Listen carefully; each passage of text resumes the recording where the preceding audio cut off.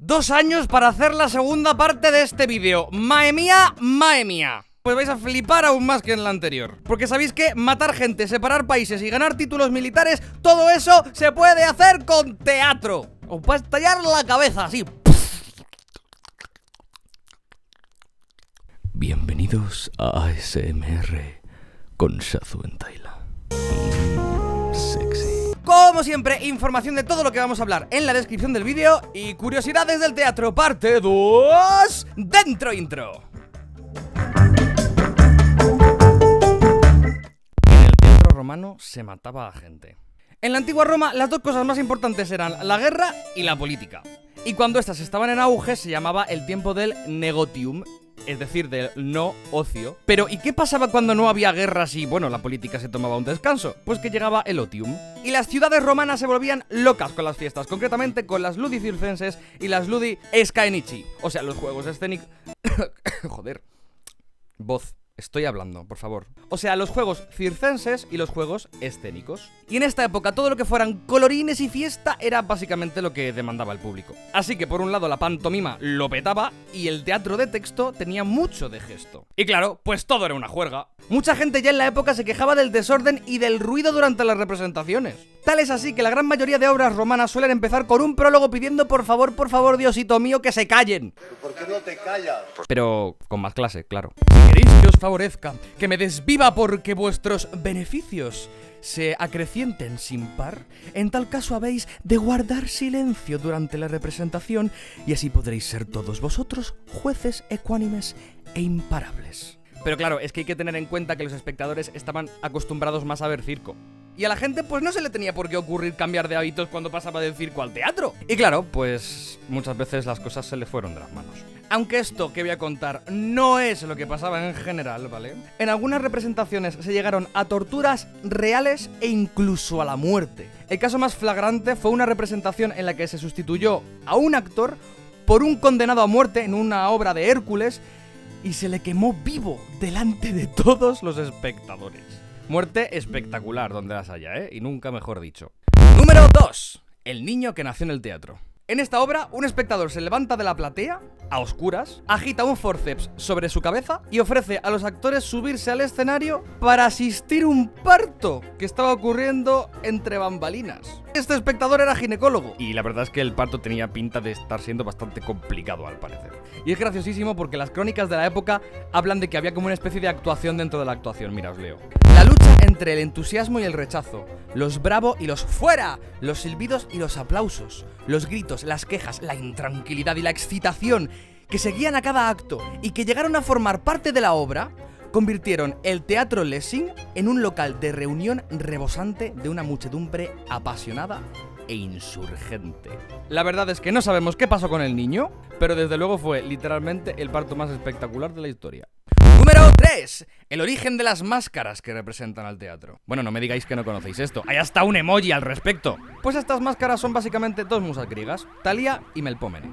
Ambas, como todas las musas, eran hijas de Zeus y Mnemósine. Y con su tía estuvo 9 días sin parar.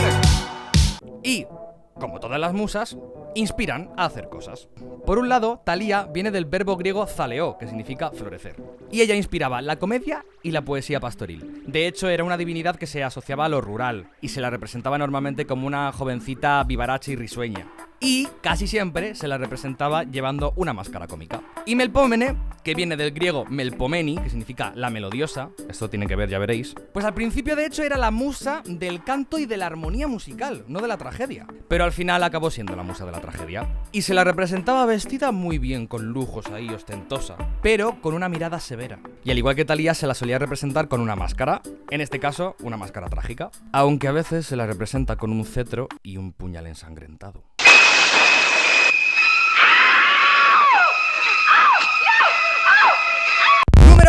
La mujer que inventó el teatro foro a escobazos. Vamos a ver, si a vosotros os dicen teatro social, aunque no tengáis idea de qué es eso, ¿qué es lo primero que os viene a la cabeza? Pues por lo menos un teatro que sirva para la sociedad, ¿no? Pues algo que tenga que ver con cambiar la sociedad, transformar la sociedad y bla bla bla. Bueno, pues estaríais más o menos en lo cierto. Lo que pasa es que el Teatro Foro, que es probablemente el más importante de los tipos de teatro social que existen, se creó con mucha violencia. Os pongo en situación. En el Teatro Foro de hoy se proponen problemas y es el mismo público quien se levanta de la butaca, va al escenario e intenta solucionar esos problemas en escena. Pero antes el Teatro Foro consistía en que básicamente el público decía lo que los actores tenían que hacer. El público no salía a actuar. Hasta que pasó lo que os voy a contar ahora. Todo cambió el día en que una mujer, viendo una de estas representaciones de Teatro Foro, indignada por una de las escenas, dijo que uno de los personajes tenía que hacerse explicar al otro de una manera muy clara. En ese momento se rehizo la improvisación, pero a esta espectadora no le convenció. No era lo que ella estaba proponiendo. Así que se levantó y dijo. Y bueno, Augusto Boal, el creador de este tipo de teatro y quien estaba dirigiendo la obra en ese momento, pues la dejó y...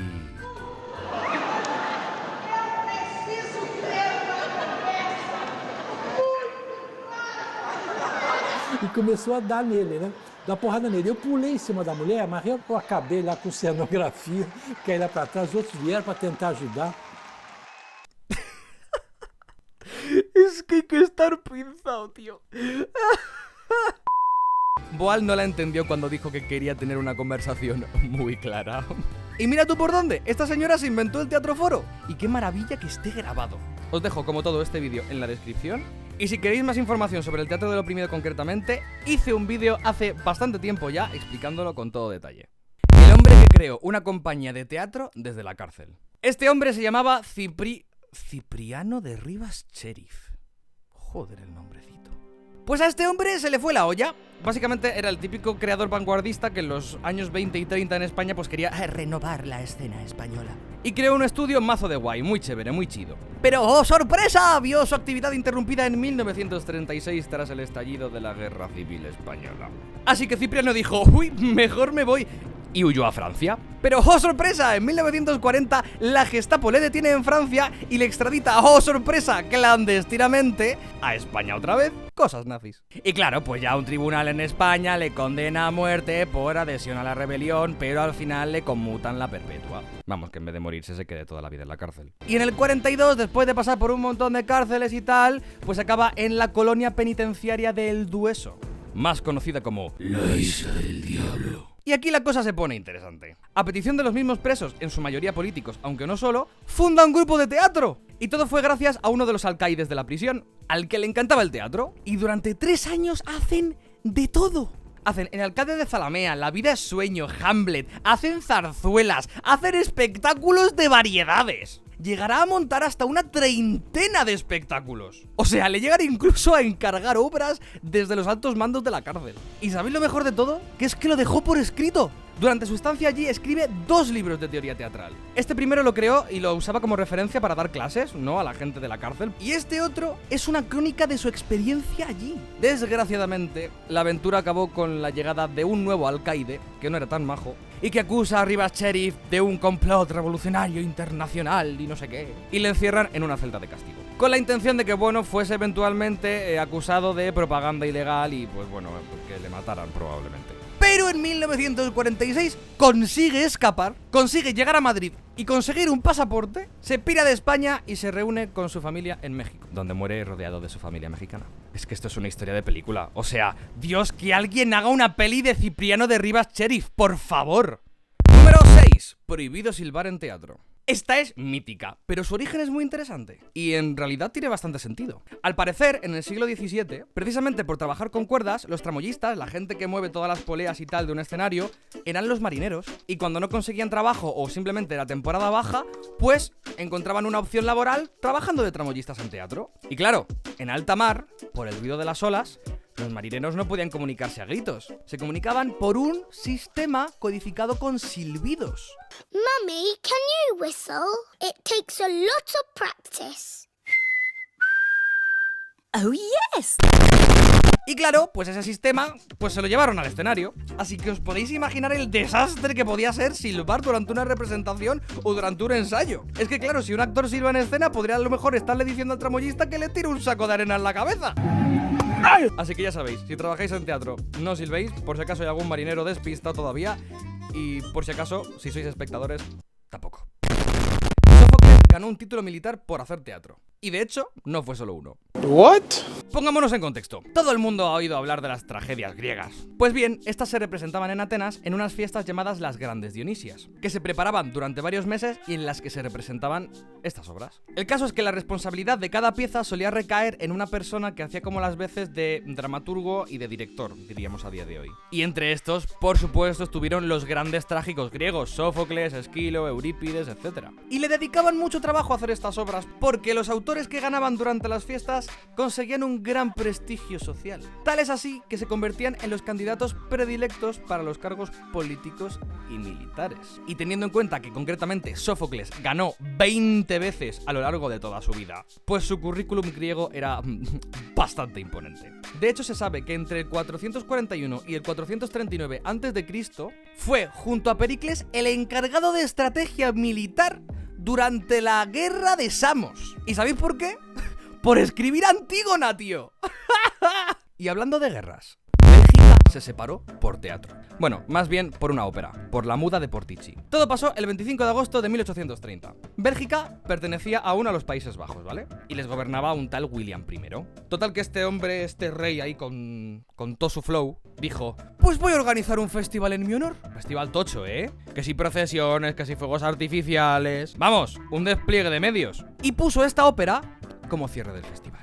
El caso es que poner esta ópera al final del festival era ir a la boca del lobo, porque era muy pronacionalista. Tal es así que se prohibió temporalmente, porque se hizo una representación de esta obra durante la Revolución de Julio de París y se lió pardísima. Así que dijeron los Países Bajos: mira, mejor no representemos esta obra durante unos días, a ver si se va a liar aquí también.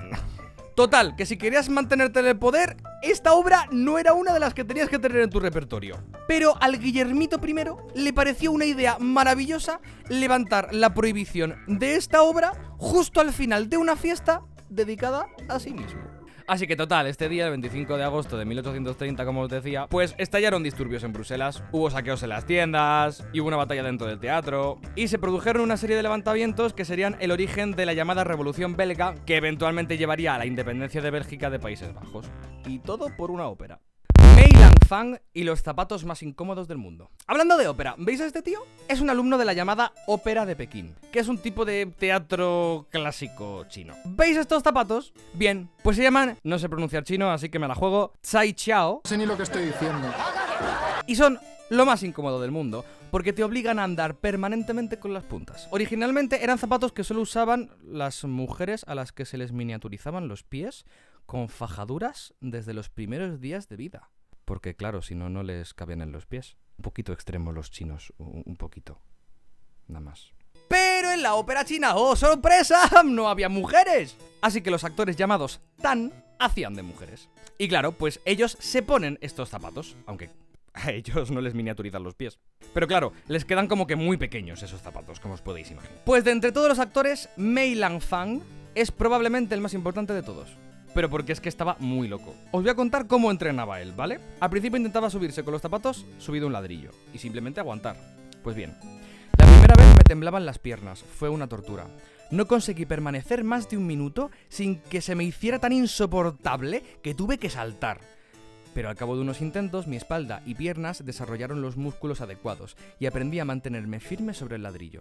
Y ojo, en invierno, con los Zai Qiao, aprendí a luchar y caminar sobre el hielo. Me costó muchísimo menos hacer los mismos movimientos en el escenario. ¿No te jode? Y termina con una frase motivacional. Cualquier cosa que hagas, si pasas a través de un momento difícil, encontrarás que por la dulzura bien vale haber pasado penurias. Lo que hacen algunos por el arte, colega. One Piece, la obra de teatro clásico japonés. Es que os va a petar el cerebro con esto. A ver, el kabuki es una forma tradicional de teatro japonés, ¿vale? Con un vestuario, maquillaje y, bueno, en fin, todo en plan una parafernalia súper espectacular. ¿Os imagináis una adaptación en verso de Los Vengadores de Marvel? Bueno, pues más o menos esto es lo que ha pasado, pero en este caso, en vez de teatro en verso con Los Vengadores, kabuki con One Piece. Bueno, no sé quién no conoce One Piece, pero por si acaso. Es un manga japonés creado por Eiichiro Oda en 1997 y se ha convertido en una de las obras más vendidas de la historia del manga, con la friolera de 320 millones en Japón y más de 380 millones de copias a nivel mundial. La historia gira en torno a Luffy, que quiere encontrar el tesoro definitivo del mundo conocido como One Piece para que Luffy pueda convertirse en el próximo rey de los piratas. Espera tú, que me ahogo. Lo genial es que a Eiichiro Oda, el creador del manga, le gusta el kabuki. Y de hecho dice de Ichikawa IV que su kabuki es el más bonito que ha visto en su vida. Ah, wait. Espera, que no hemos dicho quién es Ichikawa. Pues Ichikawa Inosuke IV es de los actores kabuki más importantes del mundo. Que por cierto hace de Luffy en la obra y es el encargado de la adaptación. ¿Y sabéis qué? Que funcionó de maravilla, causó absoluta sensación en 2015 cuando se estrenó. Petaron las taquillas en Tokio, tuvo que prorrogar, hicieron gira y tuvieron que hacer una grabación para adaptarla al cine. ¡Ani esos! Y hasta aquí el vídeo de hoy. Ya sabéis que tengo Patreon, me podéis seguir en redes sociales, sobre todo en Instagram, que es donde más activo estoy 24/7. Me he hecho cuenta de Instagram de actor, por si queréis seguirme también. Y sin más, nos vemos en el próximo ensayo.